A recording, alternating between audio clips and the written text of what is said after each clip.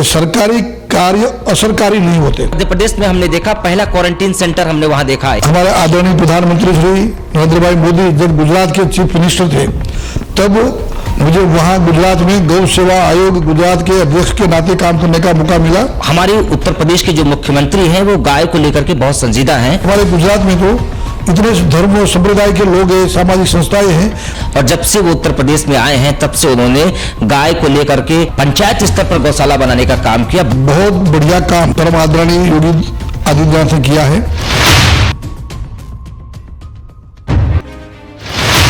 आप देख रहे हैं समग्र चेतना, बूंद बूंद में सच। नमस्कार, मैं हूं सुयश मिश्रा, आप देख रहे हैं समग्र चेतना। आज हमारे साथ हैं राष्ट्रीय कामधेनु आयोग के पूर्व अध्यक्ष वल्लभ भाई कठेरिया जी। आप लोकसभा सांसद हैं, साथ ही आप कैंसर रोग के स्पेशलिस्ट भी हैं। बहुत बहुत स्वागत है सर आपका। नमस्कार, धन्यवाद। वंदे गौ मातरम। सर, आपने बहुत सारा गौ माता पे काम भी किया है और आपने एक संगठन भी बनाया है गौ को संरक्षित करने के लिए। पहले हम जानना चाहेंगे ये संगठन क्या है और क्या नाम है और कैसे कैसे ये काम करता है। मैं तो सर्वप्रथम आपको सुयश जी और गौरव जी को अभिनंदन करता हूं कि आपने लखीमपुर से गौ मंगल ग्रामोदय मिशन के नाम से एक गौ यात्रा की शुरुआत की है। गौ चेतना जगाने के लिए देश में गांव-गांव घूम करके आज यात्रा यहाँ जो हैदराबाद में अपने पंचगव्य विद्यापीठ कांचीपुरम मद्रास के चेन्नई के उपक्रम में यहाँ बड़ा एक 10th पंचगव्य चिकित्सक महासम्मेलन का आयोजन किया गया है। वहाँ आप भी पधारे हैं, आपको बहुत बहुत साधुवाद है, बहुत बहुत धन्यवाद है।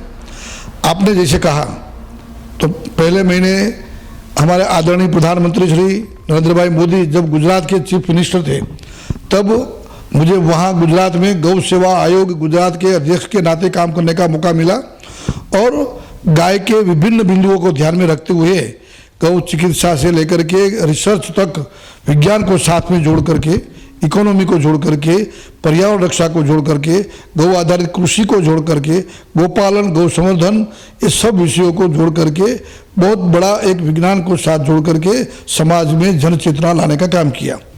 वैसा ही जब प्रधानमंत्री श्री बन गए नरेंद्र भाई तो उन्होंने दिल्ली में यानी भारत सरकार ने राष्ट्रीय कामधेनु आयोग की स्थापना की और उनके अंतर्गत मुझे प्रथम चेयरमैन के नाते पूरे देश में गौ सेवा के विभिन्न बिंदुओं पर काम करने का अच्छा मौका मिला।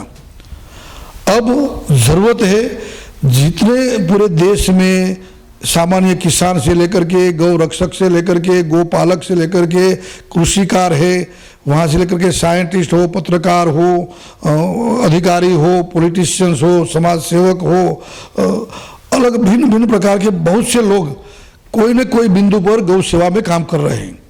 गौ सेवा को एक व्यापक रूप में देखने का और उनको संकलित करने का एक बड़ा जिम्मा मुझे लगता है कि आज हमारे सामने है। यहाँ मैं देख रहा हूँ कि अनेक पंचगव्य के गव्य सिद्ध डॉक्टर्स भी यहाँ हैं, आयुर्वेद से लोग आए हैं, गौ आधारित कृषि करने वाले लोग हैं और इन सब को जोड़ करके कोई एक ऐसा अम्ब्रेला ऑर्गेनाइजेशन हो जो संकलन करके आज इतना बड़ा काम हो रहा है, लोगों को पता ही नहीं है। सरकार के माध्यम से, भारत सरकार हो या तो विभिन्न राज्य सरकारें हो, उन्होंने भी आज गाय को प्राथमिकता दी है। तो गाय को लेकर के कैसे समाज में एक गरीबी निवारण, किसानों की आय में वृद्धि, महिला सशक्तिकरण, युवाओं के लिए रोजगार और एंटरप्रेन्योरशिप, स्टार्टअप की बात है, मेक इन इंडिया कंसेप्ट, यानी कि आर्थिक स्वावलंबिता, गौशाला को लेकर के गौशाला कैसे आत्मनिर्भर बने, पंचगव्य उत्पाद बना करके कैसे समाज में एक जागृति के नाते और स्वस्थ समाज बनाने के लिए उनका उपयोग हो, पर्यावरण रक्षा के लिए विभिन्न गौमूत्र गोबर का उपयोग हो, इलेक्ट्रिसिटी ऊर्जा के नए आयाम खुले। तो ये सब काम करने वाले लोगों को कैसे गवर्नमेंट की कहाँ से सहायता मिलती है, भारत सरकार के विभिन्न विभाग कैसे काम करते हैं, राज्य सरकारें क्या क्या सहायता करती है, सामाजिक संस्थाएं, एनजीओ और आजकल तो बड़े बड़े उद्योगकार भी जो कॉरपोरेट है वो भी CSR का उपयोग गौ सेवा के अलग अलग बिंदुओं पर कर रहे हैं। तो इन सबको संकलित करके एक ऐसा अभियान जिसे आप कर रहे हैं एक जन चेतना अभियान का, तो ये सब मिल करके सही में गौ रक्षा हो और हमारी जो संस्कृति गौ, गंगा, गीता, गायत्री और गोविंद की संस्कृति है, एक तरीके से कहा जाए तो जल, जमीन, जंगल, जानवर और जीव की संस्कृति है। भारत जो एक भारत का गौरवशाली इतिहास है, गौ माता को हम विश्व माता कहते हैं, गौ माता समृद्धि का पर्याय है। तो ये सब बिंदुओं को जोड़ करके भारतवर्ष को फिर से एक समृद्ध, शक्तिशाली, समर्थ और सही में स्वावलंबी और एक संस्कारी भारत बनाया जाए। जो मैं बिलोंग करता हूं उत्तर प्रदेश से और शोध का विद्यार्थी भी हूं, मैं ये जानना चाहता हूं कि हमारे उत्तर प्रदेश के जो मुख्यमंत्री हैं वो गाय को लेकर के बहुत संजीदा हैं और जब से वो उत्तर प्रदेश में आए हैं तब से उन्होंने गाय को लेकर के पंचायत स्तर पर गौशाला बनाने का काम किया, बहुत फंड भी दे रहे हैं, प्रोत्साहित भी कर रहे हैं, जगह जगह गौशालाएं खुल गई हैं। लेकिन बावजूद इसके जो गाय है वो अर्थव्यवस्था से नहीं जुड़ पा रही है, इसको लेकर के आप क्या कहना चाहते हैं? मैं ये कहूँगा कि बहुत बढ़िया काम परम आदरणीय योगी आदित्यनाथ ने किया है। वो तो अपनी गोरखपुर की अपनी मठ की वहाँ भी गौशाला है और बढ़िया चल रही है। और उन्होंने आकर के एक भी गाय बेसहारा न घूमे, गाय या तो गौवंश, इसीलिए गांव-गांव में गौशालाएं खोली। सरकार ग्रांट भी देती है, लेकिन हमारे यहाँ एक कहावत है कि सरकारी कार्य असरकारी नहीं होते, असरकारक नहीं होते। और इसके लिए जरूरत क्या है? समाज को जोड़ने की। और माननीय प्रधानमंत्री ने अच्छा एक प्रयोग किया है, कहा है सबका साथ, सबका प्रयास, सबका विश्वास और सबका विकास। तो सबके विकास के लिए सब समाज को आगे आना पड़ेगा। ऐसी गौशाला जहाँ गांव की है, तो मैं कहता हूँ कि हमारे गुजरात में तो इतने धर्म और संप्रदाय के लोग हैं, सामाजिक संस्थाएं हैं, वो गांव की गौशाला को एडॉप्ट कर लेते हैं और सरकार की योजना का लाभ लेकर के वो गौशाला को अच्छी तरह मैनेजमेंट करना और साथ साथ में स्वावलंबी बनाने के लिए महिलाओं को, युवाओं को जोड़ करके गौ उत्पाद का काम करते हैं। तो ऐसा ही काम हमें, जब सरकार आगे आई है, योगी जी ने किसानों को भी 30 रुपया पर डे और 4 गाय के लिए दे रहे हैं, तो गाय बायो फर्टिलाइजर बनाए, बायो पेस्टिसाइड बनाए और अपने गांव में 20, 40, 50, 100 गौवंश है, तो उनका ये सही उपयोग करने का काम सामाजिक संस्थाओं को जोड़ करके करना चाहिए। कुछ ऐसे किसान हैं, कुछ ऐसे गौपालक हैं जो गाय से, गाय के गोबर से, गौमूत्र से चिकित्सीय कार्य कर रहे हैं, गोबर से बनी कंपोस्ट खाद का प्रयोग करके खेती भी करा रहे हैं। ऐसे लोगों को क्या आपको लगता है कि प्रोत्साहन देने की जरूरत है और इन लोगों को बढ़ावा देने के लिए क्या करना चाहिए? बहुत सही बात कही। अब तो पूरे देश में आदरणीय प्रधानमंत्री श्री ने प्राकृतिक कृषि के लिए अभियान चलाया है। और प्राकृतिक कृषि की जब बात करते हैं तो गाय अवश्य है, गाय का गोबर और गौमूत्र तो उनके मेन कंटेंट है। और इसके आधार पर आज हर एक राज्य सरकार, केंद्र सरकार ग्रांट भी दे रही है। जहाँ जहाँ कृषि विज्ञान केंद्र है, सरकार के एग्रीकल्चर के आत्मा डिपार्टमेंट है, KVIC है, ये सब लोग मिलकर के कहीं ना कहीं ट्रेनिंग और किसानों को सहायभूत होकर के ये बायो फर्टिलाइजर कैसे बनाना, जीवामृत कैसे बनाना, अमृत मिट्टी कैसे बनाना, तो जो लोग भोग्य काम है उनका भी प्रयोग, उनके लिए सहायता दी जा रही है। साथ साथ में जैसे आज यहाँ पंचगव्य चिकित्सा सम्मेलन है, तो ऐसे पंचगव्य चिकित्सकों को तैयार करना, गव्य सिद्ध, इसके लिए अलग अलग सर्टिफिकेट कोर्स कहीं ना कहीं कोई सामाजिक संस्था कर रही है। तो ये सब मिल करके काम करेंगे और उनमें साइंटिस्ट को जोड़ेंगे, ICAR को जोड़ेंगे, Indian council of medical research को जोड़ेंगे। और इतनी पूरे देश में एग्रीकल्चर और वेटरनरी यूनिवर्सिटीज है, अब तो कामधेनु यूनिवर्सिटी भी हो गई है, साइंस एंड बायोटेक्नोलॉजी डिपार्टमेंट है, आयुष मिनिस्ट्री है। आपको पता है कि अभी तो भारत सरकार ने जामनगर में WHO का एक वर्ल्ड लेवल का ट्रेडिशनल मेडिसिन का एक सेंटर बनाया है। तो ये सब हमारे लिए एक पॉजिटिव सिग्नल है कि गाय की महत्ता को स्वीकार करके गाय के आधार पर न केवल देश का और मनुष्य का कल्याण, लेकिन पूरे विश्व कल्याण की विभावना को साकार करके भारत जो विश्व गुरु होने जा रहा है। अभी अमृत काल हमारा अमृत वर्ष चल रहा है और अमृत काल में प्रवेश कर रहे हैं। तो आगामी 25 साल यानी कि जब हम 1947 में आज़ाद हुए तो 2047 में जब हम सेंचुरी लगाएंगे आज़ादी की, उस समय भारतवर्ष अवश्य विश्व गुरु के नाते और गौ आधारित संस्कृति का उनमें एक मुख्य पर्याय के रूप में काम करेगी। कभी चिकित्सा का आप क्या उपयोगिता समझते हैं और इससे कितना और बढ़ावा देने की जरूरत है? देखिए, मैं मानता हूं कि आजकल हर एक पथ्य की लिमिटेशन आ गई है। एलोपैथी की लिमिटेशन है, बाकी के तो मुझे लगता है कि आने वाले दिनों में इंटीग्रेटेड मेडिसिन का ज़माना आने वाला है और उसमें आयुर्वेद, पंचगव्य, होम्योपैथी, अल्टरनेटिव मेडिसिन, इस सबको साथ में जोड़ करके जहाँ कौन सी रोग में कौन सी दवाई अच्छी है उनका प्रयोग करें। तो उसमें पंचगव्य दवाई निर्दोष है, इजीली अवेलेबल है, साइड इफेक्ट नहीं है और उनके आधार पर एक इफेक्टिव प्रिवेंटिव मेडिसिन के रूप में, प्रमोटिव मेडिसिन के रूप में, स्वस्थ रखने के लिए और बाद में क्यूरेटिव रोग नाश के लिए, तो सभी प्रकार से ये पंचगव्य दवाएं काम आने वाली हैं, होती है। उनका पूरे हमारे शास्त्रों में लिखा हुआ है और वो प्रमाण है। वो शास्त्रों को केवल संस्कृत के श्लोक नहीं है, वो उस समय रिसर्च किया गया साइंस, उस समय की भाषा संस्कृत थी इसलिए संस्कृत में लिखा है। आजकल की भाषा इंग्लिश है तो इंग्लिश में लिखते हैं।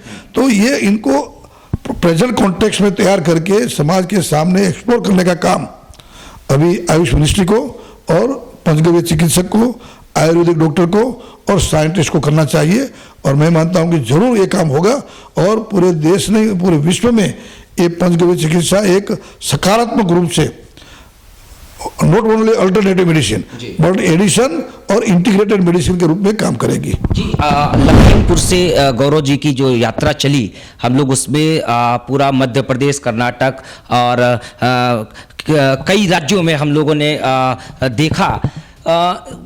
चूंकि आपने भी कहा ना, गाय हमारी संस्कृति का हिस्सा है, हमारी नैतिक जिम्मेदारी है, हम गौ माता कहते हैं, धार्मिक रूप से भी, नैतिक जिम्मेदारी के रूप में भी। लेकिन हमने कई जगह देखे गाय के इसमें एक लंपी वायरस का अटैक हो रहा है जिसमें गाय के फोड़े निकल आते हैं, जिससे चिकन पॉक्स व्यक्तियों में होता है और लोग उसे छोड़ दे रहे हैं। कुछ उदाहरण हमें मिले, जैसे मध्य प्रदेश में हमने देखा पहला क्वारंटीन सेंटर हमने वहां देखा एक, जो कि गायों के लिए अलग से क्वारंटीन सेंटर बना रखा है उन लोगों ने और कोई सरकारी सहायता नहीं ले रहे हैं, वो आपस में कंट्रीब्यूशन कर करके क्वारंटीन सेंटर बना रहे हैं, गायों को ठीक कर रहे हैं।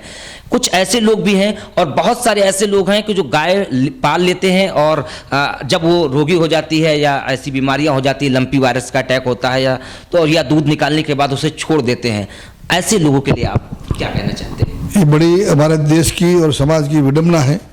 जिनको हम माता कहते हैं उसको ही छोड़ देते हैं लोग और बेचारा घूमती है, दुखी होती है, एक्सीडेंट का भोग हुई और ये लंपी वायरस का भी शिकंजे में आ गई। ऐसे समय में सही में बच्चों से लेकर के पूरे देश के आम आदमी को भी जागरूक करने की आवश्यकता है। उनको समझाना पड़ेगा कि गायों का विज्ञान क्या है और गाय की महत्ता क्या है। धार्मिक, आध्यात्मिक के साथ साथ आर्थिक और सामाजिक जो महत्ता है वो एक बार हैमरिंग करेंगे तो उनका माइंड सेट चेंज करने की आवश्यकता है और ये काम होगा। आप जैसे यात्रा की आपने, जैसे आपने कोई ना कोई मीडिया के माध्यम से प्रचार प्रसार किया, आज भी हमारा ये इंटरव्यू है वो भी एक लोक जागृति का ही पर्याय है। हमने 150 से ज़्यादा गौशालाएं। बहुत बहुत मैं आपको धन्यवाद करता हूँ कि आपकी यात्रा मंगलमय रही होगी और भी मंगलमय रहे और एक जन चेतना, जन आंदोलन जगाने में इनका बड़ा एक योगदान रहेगा ताकि समाज आज गाय को जो छोड़ देता है वो न छोड़े। गाय तो हमारे घर का अविभाज्य अंग माना गया था और हमारे घर में रहती थी और गाय को कभी बछड़े को, तो जब बछड़ा आता था ना, मैं छोटा था तो स्वागत करते थे, घर में खुशी लड्डू बांटते थे, अरे भाई बछड़ा आया तो हमारा बेल बनेगा तो हमारी कृषि में काम आएगा। और आजकल ये विरोधाभास, बेटा होने पे खुशी होती थी तो बच्चा, गाय का बच्चा होने पे खुशी होती थी। यही हमारी सनातनी संस्कृति और ये संस्कृति भूल गए हैं, उनको फिर से उजागर करने का काम आप जो कर रहे हैं उसके लिए आपको बहुत बहुत साधुवाद। मैं आखिरी सवाल आपसे लेना चाहता हूं, छोटा सा सवाल है।